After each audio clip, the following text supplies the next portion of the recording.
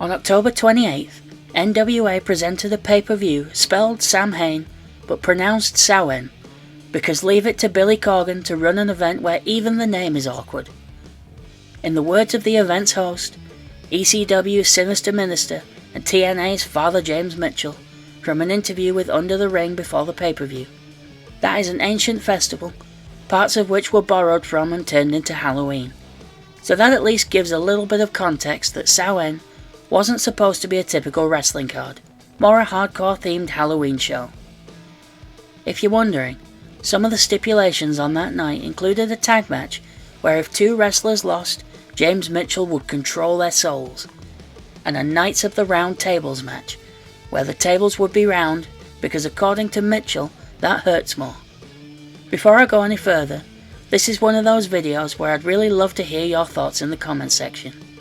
Also, maybe you could tell me what the CW actually is, because to me, it doesn't look like the kind of network that would be interested in an indie level pro wrestling show to begin with. This video isn't about that event as such, more a minute of it that went viral.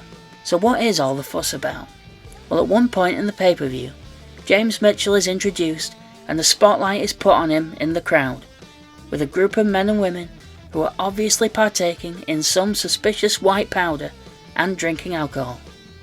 The camera lingers on them for a bit longer than is really necessary, while the commentators act like they have no idea what to say.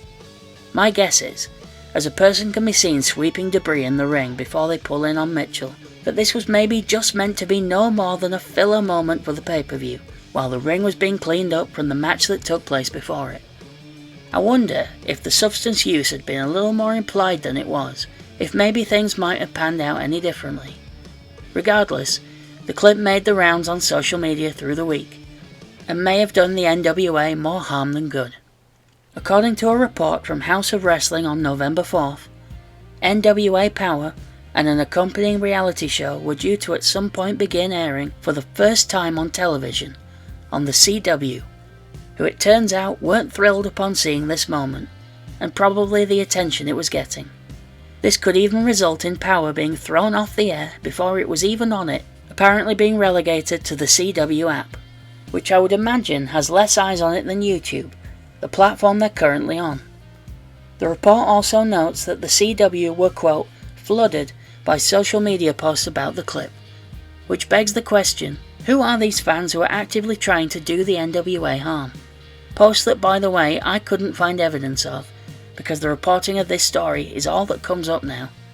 What interests me about all of this is that the spot was again, according to a report, Billy Corgan's idea that he was pushing for, based on the notion that, quoting the report, Corgan was told that the network wouldn't be watching the pay-per-views and would only be concerned with what was happening on the TV show airing on their platform. Here's the thing though, if I were working for the CW, buying content from a company, I'd be concerned with what that company was doing in totality, not just what hasn't yet aired on my network, especially in the beginning. Imagine if you did your due diligence, signed a deal with the NWA, and then they pull a stunt like that. Could you trust them going forward? It also feels quite naive to me that Billy would just assume that he could air such an angle on his pay-per-view and figure that the network would have no thoughts about it.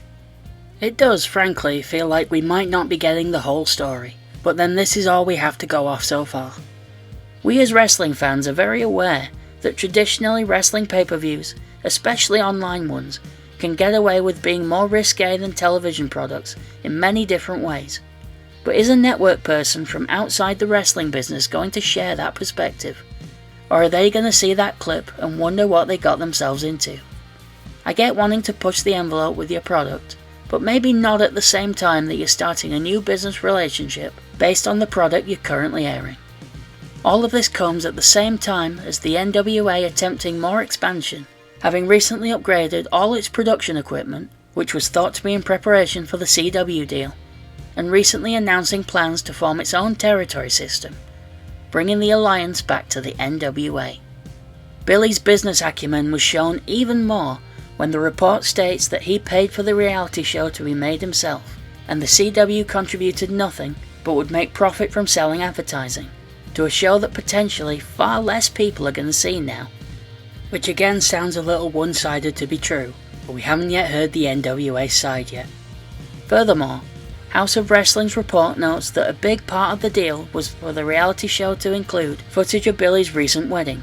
The network's quote excitement to air that while seemingly tolerating the wrestling content is another red flag right there. Obviously, none of us were involved in this deal, but that's how House of Wrestling makes it come across. It's obviously too early to know what's going to happen, but right now this feels like a spectacular set of mistakes. Dare I even call it an omni-shambles.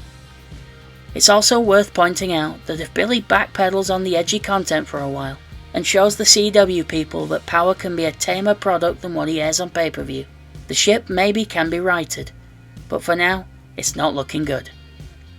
Had the Samhain clip and potential fallout been an isolated incident, there wouldn't be much more to talk about, but the whole story might be another example of Billy's biggest strength, his creativity, but also his biggest weakness, his insistence on his own vision.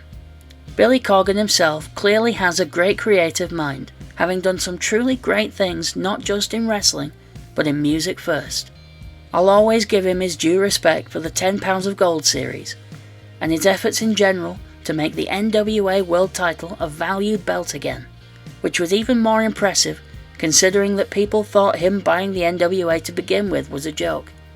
The peak of that might well have been All In, where the NWA World Championship match between Nick Aldis and Cody Rhodes felt like a really big deal, and was the only championship match on that night.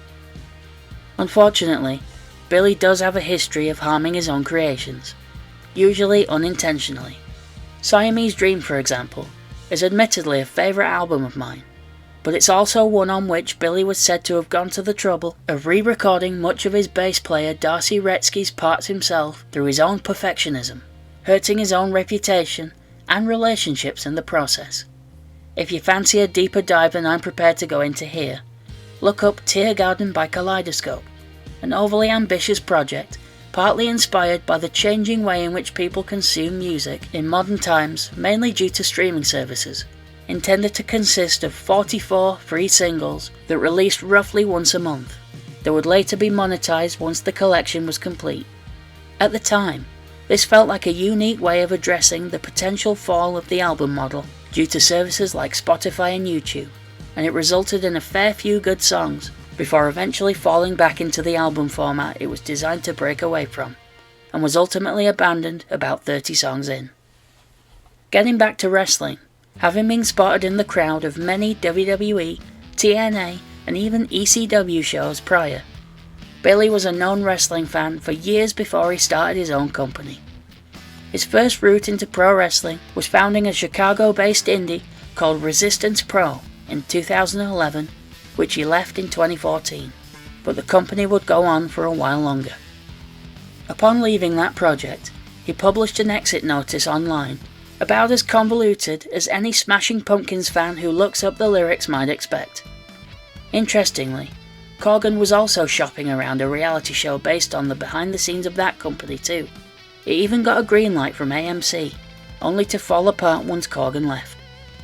Billy then got involved with TNA Wrestling in 2016, even serving as the company's president, and according to reports at the time, he was bankrolling tapings himself during a very dark period for the company where it felt like they could go out of business any day. That whole situation is very messy, and ended with Corgan failing to take control of TNA, leading him to eventually buy the NWA, putting us on the path we're on now. You might notice that I've been fairly critical of Billy Corgan and the NWA in this video, while trying to give him credit where I can. And I suppose part of that comes from my disappointment as a fan. When NWA Power first launched, it felt like a breath of fresh air, a true throwback with some modern twists, and a well built up champion to believe in.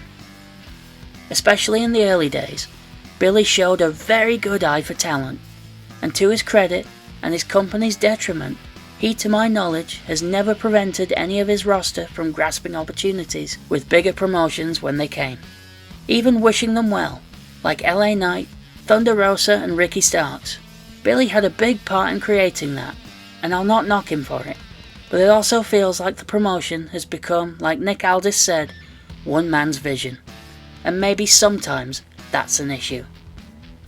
To be honest, I nearly made this video when Aldis left, and then again when Billy got criticism for pushing Tyrus.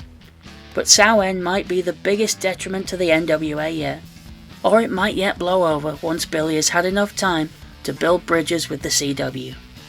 Whether you buy into his vision for the NWA or not, fair play to you, but I'll be interested to see what happens for them next.